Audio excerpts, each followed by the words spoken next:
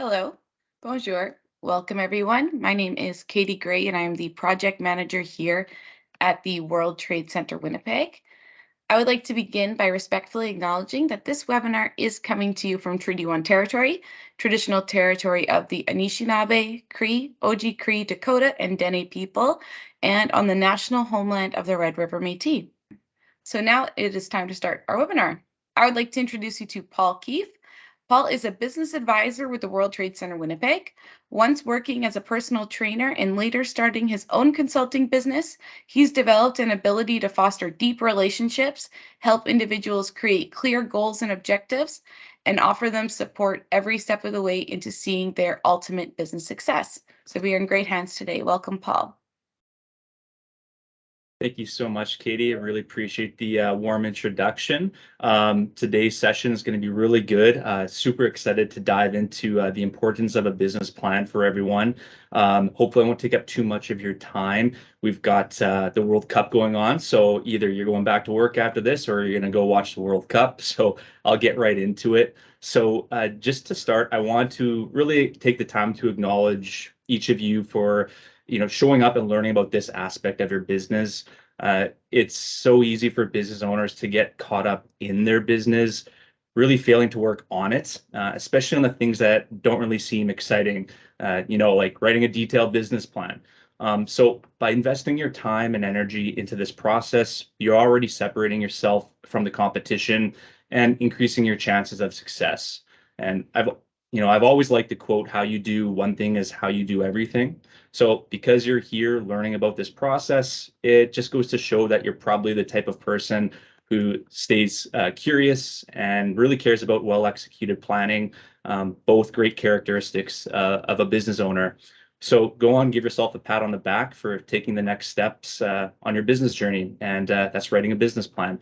And just know that myself and the rest of the World Trade Center team, we're excited for you, and we're here to support you. So getting into it, let's go to the next slide here. Perfect. So in today's session, we're going to get a broad overview of a business plan. And with this foundation of knowledge, you'll better be able to navigate your business moving forward. We're going to cover what is a business plan, how a business plan will benefit your business, common mistakes that come up over the time of writing a plan, best practices for a successful business plan, and then at the end of the session, I'll share resources that you can use to help you on your business planning journey. And then we'll have some time, as Katie mentioned, to dive into some questions at the end of the session. So let's get into it. So first off, what is a business plan? Well, a business plan is simply a document that outlines how you will achieve your business objectives. And it can range anywhere from about 15 to 40 pages long, covering things like your financial projections, your marketing strategy, operations, risk mitigation, and much more. You'll constantly be referencing and updating this document throughout your entire business life cycle. So it's not a one and done project. A well-written business plan helps you create clear goals and objectives, maps out the best means of achieving them, and helps you track progress along your journey. So really, in short, a business plan, it helps you make better decisions. So some people will point to successful startups like, the Silicon Valley behemoths that started in a garage to making millions without a formal business plan. But in reality, they're the outliers, and there usually is still some level of proactive thinking, planning, and understanding of their business. A study in the Journal of Small Business Management found that the fastest growing companies usually have business plans. And another study back in 2010 of roughly about 11,000 companies found that proper planning improves business performance, but not just for the startup, but even more so with existing companies. So whether you're a startup or already an existing business, a business plan, it's going to help you out no matter what stage you're in. So here's a great quote from the entrepreneur, author, and business coach, Kevin J. Donaldson. Going into business without a business plan is like going on a mountain trek without a map or GPS support. You'll eventually get lost and starve. So you don't want to get lost or starve on your business journey. You need the map that will help guide you the entire way. And after all, failing to plan is planning to fail, as the saying goes. So you don't want to leave your business up to assumptions or guesses. So that gets into, why do you need a business plan? A business plan is going to help you in three core areas. As viability, funding, and strategy. So with your viability and due diligence, you want to ensure that you're pursuing the right endeavors, optimizing your operations and procedures, and mitigating as much risk as possible. When making a sound business plan, you're forced to research and ask yourself lots of hard questions to gain a deeper understanding of your business operations. A solid business plan helps to address some of the most common reasons a business fails. And about 50% of businesses will still be in operation after 5 years of starting. So you don't want to just become another stat. Some of the reasons are not understanding a market need, not having enough capital, lack of the right team. So for example, do they have the right skills for the job? Do they have the right attitude? Not addressing and identifying competition effectively, and maybe failing to create a good pricing strategy. So a business plan helps you cover yourself in each of these areas and much more. Next up, so securing funding.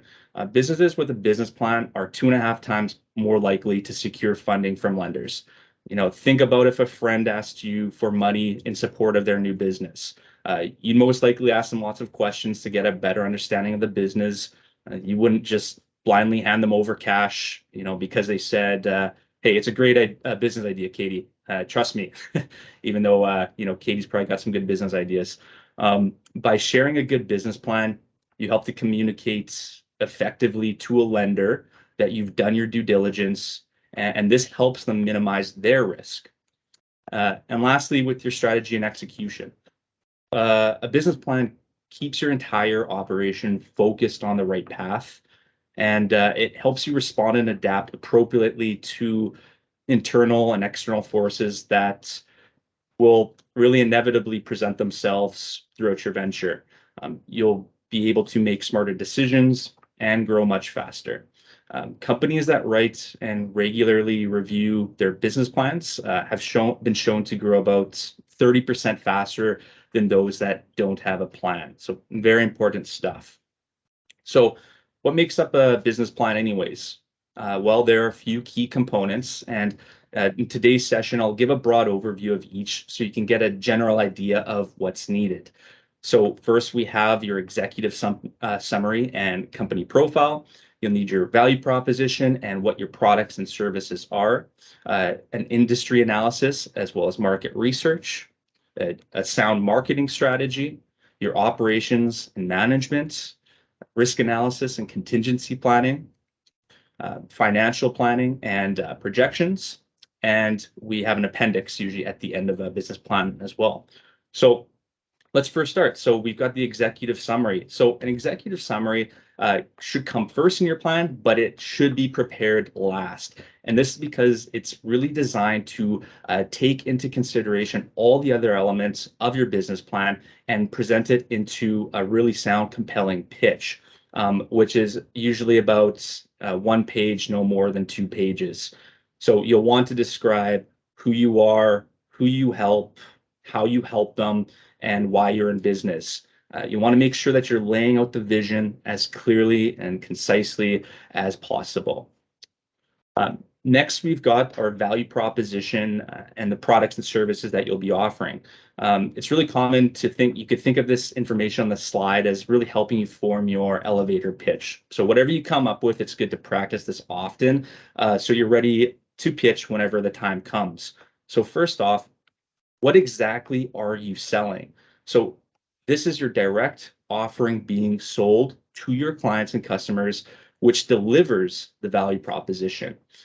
So is it a product, is it a service, or is it a bundle of both? Next, what's your value proposition?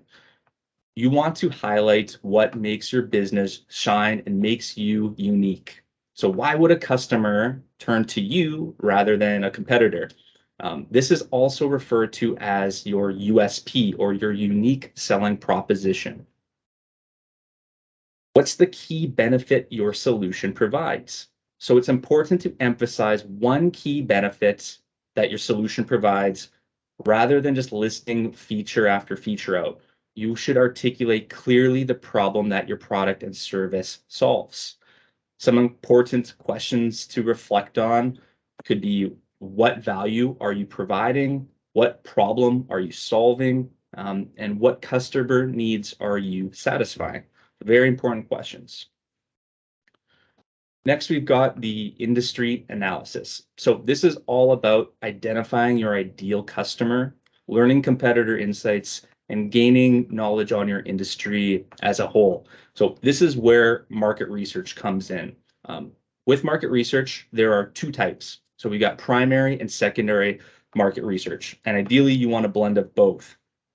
Primary market research is research you do that provides information that doesn't exist already, and it's usually highly specific to your business. So this can be done with things like surveys, interviews, and focus groups, etc. Next is secondary market research, and this is research that comes from existing sources. You can think like government data, such as census data, existing research studies, industry reports, etc. This is the type of research that we actually do at the World Trade Centre in Winnipeg. We have access to many private databases to help you get an understanding on your demographics, industry reports, which can be used to help highlight overall trends of a respective industry, competitor lists, and much more. Secondary research can be more general, but it helps to give you a bird's eye view of your industry as a whole and where it's headed. And you can submit a research request with us through our websites, and we'll also include a link in the chat if Katie or Eric want to toss that in there. Next up, another great tool you can use in helping your industry analysis is doing what's called a Porter's Five Forces framework. And this is a framework that was developed in 1979 by Harvard Business School professor Michael E. Porter. And it really identifies and analyzes five competitive forces that shape every industry and helps you to determine the strength and weakness of a given industry. It's often used to identify an industry structure to better determine the business's overall corporate strategy. So the five forces laid out in the framework are your competition in the industry. Two is potential of new entrants to come into the industry. Three is the power of the suppliers. Four is power of the customers. And five is the threat of substitute products coming into market. So I highly recommend you look into this further to get a solid understanding of these forces and how they impact your business. And I think Eric's got a link for you that he can share to help you get a more deeper sound understanding of the Porter's Five Forces. So if you could share that in the chat. Next up, you'll want to include a competitor analysis in your business plan. So this is an important activity when you're doing your market research. It helps to identify companies as direct or indirect competitors, and to really describe how this affects your position in your respective industry. A few example factors that you might consider when writing up a competitor's profile is their positioning, their sales channels, how is their customer service and support, what's their reputation like, what's their pricing strategy, who's their target audience, where are they located, what's the quality of their actual service or product, of the deliverables, and more. So after starting your Porter's Five Forces framework activity, you might find yourself with a solid starting point for your possible competition, then what you can expand on in your competitor analysis. Another tool to use when conducting your industry and market analysis is a SWOT analysis. And this is a great exercise which helps you identify your company's strengths, weaknesses, opportunities, and threats. So your strengths and weaknesses, they're usually the internal characteristics of your business, whereas the opportunities and threats tend to be external forces. So strengths can be your competitive advantage. What does your business do well? Weaknesses are the challenges and what might harm the company internally.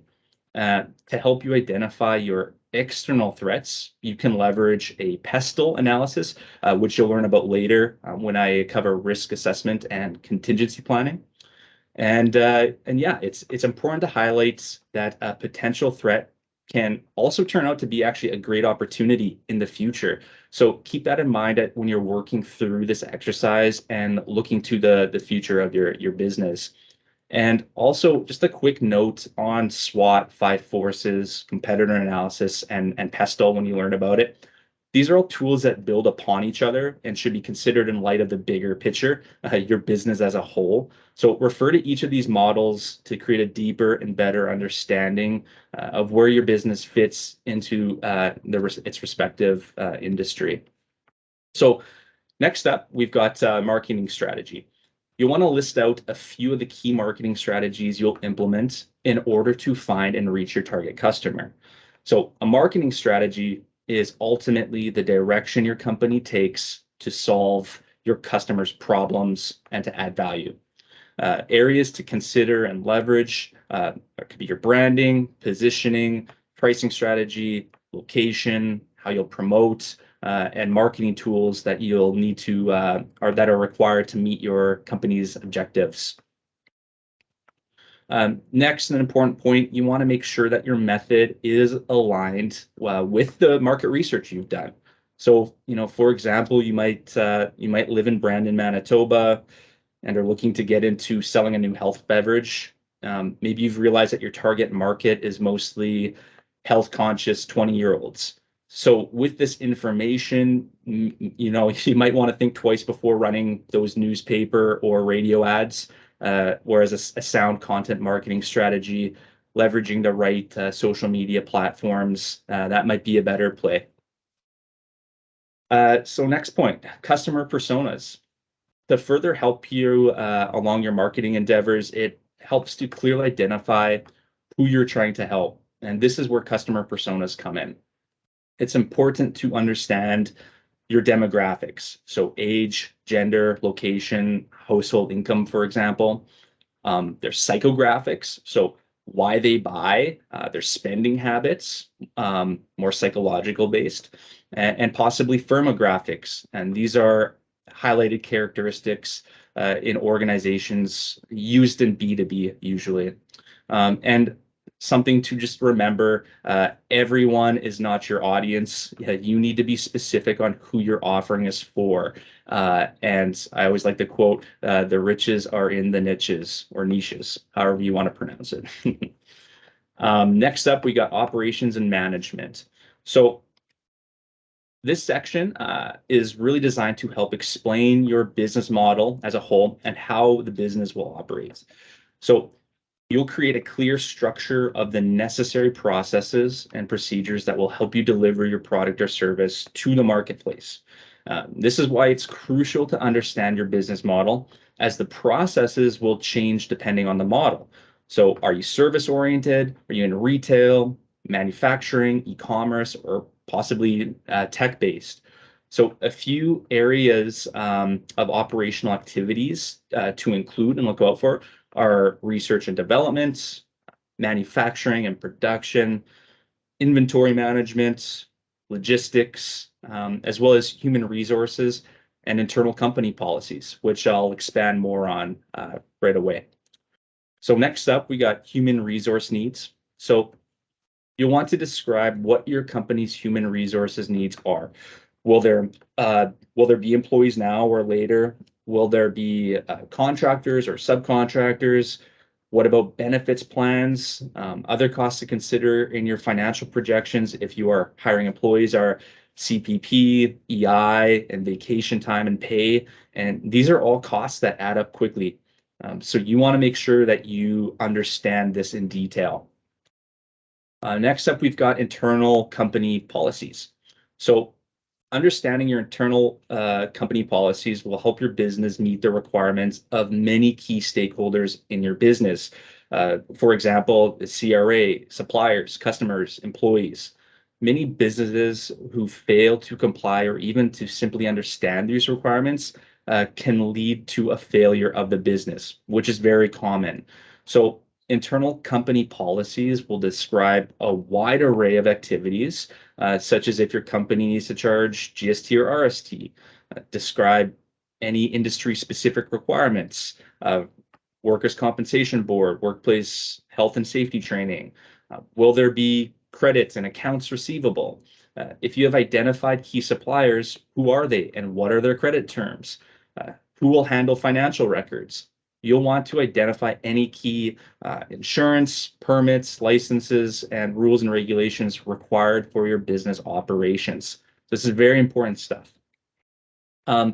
Next up, we go into risk assessment and contingency planning. So all businesses, they carry risk, both internally and externally. And it's up to you to understand where it might present itself to the best of your ability. You don't want to leave this up to chance to find out and then have to react in a moment's notice. Plan for all scenarios so you can respond appropriately rather than react. So I mentioned earlier pestle analysis. This is a great tool to help you identify your external risks and threats. And you could think back to the SWOT analysis. So we have political, economic, social, technological, environmental, and legal considerations. So these are all areas that you want to dive into and make sure that you cover your bases here. For your internal risks, this can include things like your management team, your direct customers, compliance terms, cash management, your own employees, product costs, financing needs. Once your risks are identified, a contingency plan can then be developed to help mitigate these risks. And the purpose of any contingency plan is to really allow a company to get back to their daily operations efficiently and effectively after an unforeseen event. So the contingency plan, it protects resources. It's going to minimize any customer inconveniences and identifies key staff who will be assigned specific responsibilities in the context of recovery by mitigating risk. So next up, we've got financial planning. So very important section of any business plan. Financial planning, it's used for many purposes. You want to identify all of your startup costs and financing requirements in your business plan to ensure feasibility of your business long-term and to maximize your chances of getting funding. One way to do this is with pro forma statements, and these are really just financial projections. This will help you identify your financing needs, assess feasibility, and determine potential cash shortfalls. So pro forma statements include a balance sheet, an income statement, and a cash flow budget or cash flow statement. So the balance sheet is really like a snapshot of your business. It shows your company assets and how they've been paid for. The income statement really considers your operating activities over a given period of time. And the simple formula is revenue minus expenses equals net profit. The cash flow budget measures your company cash on hand based on how the cash is coming in and moving up and moving out. Another one, breakpoint analysis. This is used to identify what the breakpoint is for your company. It's really good to share a brief analysis of your results for years 1 and 2 of your business operations. It's just a good practice. Lenders really like to see that. And you'll want to understand your revenue models. So are you going to be doing some bundling, subscription? Is it going to be direct sales, etc.? You want to identify all your expenses, so both your variable and fixed costs. So variable costs are costs that change, usually as volume changes. So things like commissions, delivery costs, raw materials. And then your fixed costs are costs that change independent of volume. So things like rents, salaries, utility bills, and insurance. More key insights to understand are your financial ratios. So There are leverage ratios. So you got debt to asset, debt to equity. These are how are you using your long-term debt to support your business. Liquidity ratios, there's quick and current. This is what cash and assets do you possess that can cover your debts. And then we have profitability ratios. This is net profit margin, return on investment, return on equity. Um, this will measure financial viability and can show a comparison to other businesses in your industry. Lenders will be very interested in seeing these numbers. They effectively measure the performance of your business and can highlight potential problems. I shared a link on this slide here to BDC's Entrepreneur Toolkit, which expands on these ratios in much better detail that I could get into on this presentation, but I highly encourage you to check that out. I'll make sure that that's hyperlinked in the slides when we send it out. And also Eric will drop that in the chat so you guys can click through to that right away. Lastly, you'll want to include an appendix. And this section really helps to organize your company's plan concisely in one centralized place. It includes additional information that doesn't fit neatly into your business plan, but supports everything in your plan in more detail. All of this information should be easily referenced and organized. Sorry, just a few examples, things like your marketing materials, designs, contracts, licenses, all that sort of information is really good to include at the end. So now I'll let you know a few of the key reasons why you need a business plan and understand some of the basic components. Let's take some time to dive into the common mistakes when crafting your company's business plan. So a poorly written business plan can drastically lower your chances of receiving a loan, impair your marketing campaigns, lead to poor cash flow, and many other negative outcomes, including the end of your business as you know it. So not good. So here's a few of the traps that business owners fall into when writing their business plans. So first up, we've got analysis paralysis. Getting caught up in details and specifics early on while failing to execute is really a common trap. In the beginning of your business, you need to capture just the right amount of information that will help you take action and then make more informed decisions based on your knowledge and experience. This is why a business model canvas, which I'll touch on briefly later, can help you articulate your business idea quickly in the beginning and then allow you to get deeper into the specifics as you move along your journey. When it comes to fully articulating your plan, one of the common areas people become the most overwhelmed with seems to be financial projections. It's imperative that you seek help and guidance if you need it. Don't give up simply because you don't understand. Successful businesses are usually run by owners that seek help when they don't know something. Next, we have not revising and updating the plan. It's very common for business owners to get a plan put together during their initial stages to prove viability and secure funding, and then only later to fail to update their document based on the ever-changing internal and external forces that impacts your business. So a business plan, it's a living document. You should make time to revisit your plan often. Create a scheduled cadence to update your plan so you can feel confident in your knowledge and execution moving forward. For some, that could be monthly, whereas others, it might be quarterly or annually. Just keep a schedule and stick to it. Next is falling for confirmation bias. So business owners are incredibly passionate about their ideas and goals. Of course, they want their business to be an overwhelming success, and rightfully so. But a common mistake is business owners leveraging a business plan to showcase 100% optimism rather than being cautiously optimistic. They use every point to reinforce why their business is free from practically all risk.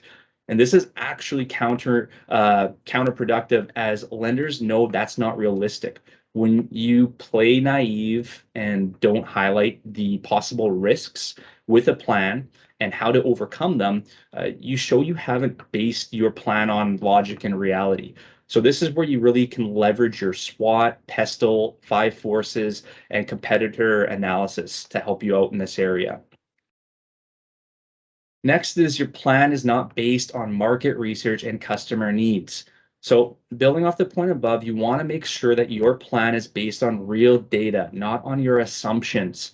Make sure you do your research and collect valid data and information specific to your industry, and then convey this information in a manner that supports your business honestly. Next up, executive summary. Sometimes people will write this first and then it inflates the business's value. So this should be written last, taking a few key points from each area of your business plan. It's the overview of the plan and helps your reader prepare for what's to come. It should be clear and concise as to best capture their attention. You want to be factual and objective, keep the language strong and positive, be polished, brief, and to the point, and tailor it to your audience. And then lastly is poor structure and organization. So a few points on just the actual content of how your plan's written. You want to avoid poor grammar and run-on sentences. Jargon and using acronyms without descriptions is pretty common. You want to make sure that the reader understands what they're looking at and what they're reading. Another good tip is to write in the third person, writing from your business's name's perspective, and be specific and provide examples and evidence. Know what you're talking about and back up your claims. So next up, I want to take some time to just cover a few actionable strategies and tactics you can implement when making a compelling business plan. So one tip is to start general and then get specific. So as I mentioned earlier, it's easy to get overwhelmed when you try to write the perfect, full 20 to 40 page document right from the beginning. But your focus in the beginning stages of business is to actually do the work and get feedback on your product and service. You're trying to find product market fit. And you can have an awesome business plan, but if you haven't actually built your thing and put it into the hands of your ideal customers, there really isn't a business. So now this doesn't mean you shouldn't have a business plan. By now, you know that's not a good idea. So what should you do? Be proactive and plan, but start general. Use a tool like a business model canvas. I'll share in the resources later to help get your idea out quickly. And then once you've got this laid out, it becomes so much easier to dive into the details and refine things moving forward. But when you kind of step back and you're looking at this daunting document in the beginning, it's so easy just to give up. So start general, then get specific.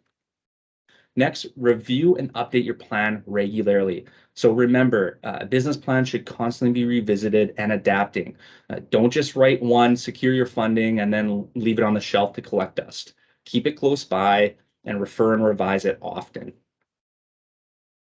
Next, you want to consider all the possibilities, both the good and the bad. So when writing your plan, you can't just be focused on everything going well. That's a false reality. So instead, you should your plan should consider options that address your business's key threats. I like the golfer's motto, the more I practice, the luckier I get. It can apply here. You can practice making various decisions based on multiple scenarios you've considered, and then all of this will help you make more proactive, calm, and clear decisions in the future. Next, get outside opinions. So there are so many amazing mentors and resources out there. Use them. It can be hard to spot mistakes when we're so head down and invested in our own vision. So we need to avoid any biases we hold and really get a better look at our business landscape as a whole. And outside perspectives help with this. And lastly here, I just wanted to touch on one final concept as it's really might help you in the creation of your business plan and how you prepare for your pitch to a lender. And one of the main ways that a business plan can help your business is by increasing your chances of a lender giving you access to capital, as I mentioned earlier. So as you build your plan, it's important to put yourself in the shoes of the lender. So enter the 5 C's of credit. Lenders follow this system to help analyze the potential risks and rewards for a particular business loan. So first is character. So lenders need to see that there's confidence in the management of your business, your industry knowledge, and that you've got a strong credit history. Capacity, and this is the ability of the business to meet the terms and conditions of the financing based on its profits and cash flows. So you must be able to repay your loan. You want to make sure you get your numbers right when doing your financial planning and projections. Collateral. The lender wants to get something back in case of a borrower default. So collateral is the realizable value and enforceability of any asset or security in relation to the financing terms. Conditions. These are the external and external forces that can impact your business. Think about the economic conditions and outlook for the country, province, municipality, and your particular industry. When you write your business plan, you'll address this with your SWOT analysis, competitor analysis, Porter's 5 forces, and your pestle analysis. Next, we have capital. So an understanding of the amounts and composition of funds invested by the owners in relation to business risks. So more capital from you, the borrower, means less risk for the lender. So you want to make it easy for a lender to say yes to you by covering these areas. And really by now, you know how to do that with a business plan. So I wanted to take some time to share some resources and additional learning for you, just for your business planning journey to help you out. Just after this webinar, you'll probably want to dive deeper into all these areas that I've mentioned. So first up is our business planning program here at the World Trade Centre Winnipeg. So if you enjoyed this presentation and you want to take your business plan to the next level, this program is for you. You'll get a deeper dive into each of the key components of a business plan that I've outlined in today's webinar. With our expert support and guidance, you'll confidently be able to build a solid business plan. Our business planning program is an online, expert-led 7-week program designed to help you create a comprehensive business plan. The business planning program, it starts February 7th, 2023. And it being virtual in nature, it's great because it allows accessibility for all Manitobans. And we also offer this program 3 times per year in the winter, spring, and fall, and all at the low nominal cost of $195 plus GST. So great program. Highly recommend that you sign up for that, and we'll include the link to that program, which is coming up right away after the holiday season. Next up, so I mentioned the business model canvas, and I'll leave it up here on the slide so you can kind of get an overview of it, but I'll also link to it in the chat, and it's also there on the slide. So this is a great tool to get your initial ideas out onto paper and to start the proactive planning process for your business. This is a fantastic resource. It helps you to kind of get your ideas from your mind out onto paper and then into action very quickly. So fantastic tool. Next is Economic Development Council for Manitoba Bilingual Municipalities, or CEDEM. This is an awesome association which offers a wide range of business support and consulting services for the Francophone community. They can also help with advice and help for financing, as long as the business belongs to at least one or more Francophones who own at least 50% interest in the business, and it operates in Manitoba, and they've already explored all other methods to obtain financial support. Next is Community Futures. So there are 16 community future organizations throughout northern and rural Manitoba, and they help strengthen rural economies by enabling entrepreneurship and assisting in community economic development. They can help with community economic strategy, providing business and marketing information, offering business loans up to $150,000, as well as loans for entrepreneurs with disabilities. So fantastic association to check out. Next is Futurepreneur. Futurepreneur is a national nonprofit organization that provides financing, mentoring, and support tools to business owners aged 18 to 39. They have an awesome online interactive business plan writer designed to help simplify the business planning process. So highly encourage you to check out that awesome resource by Futurepreneur. BDC, you've probably already heard of this bank. They're an excellent resource for all things entrepreneurship, financing, advisory services, resources, and much more. They've got this awesome entrepreneurs toolkit on their website, which includes various resources, one of which is a free business plan template. So another awesome tool to help you out after you're done. And then the last one is just bplans.com, another great website. It covers all things business plan related. So yeah, that's everything. Thank you so much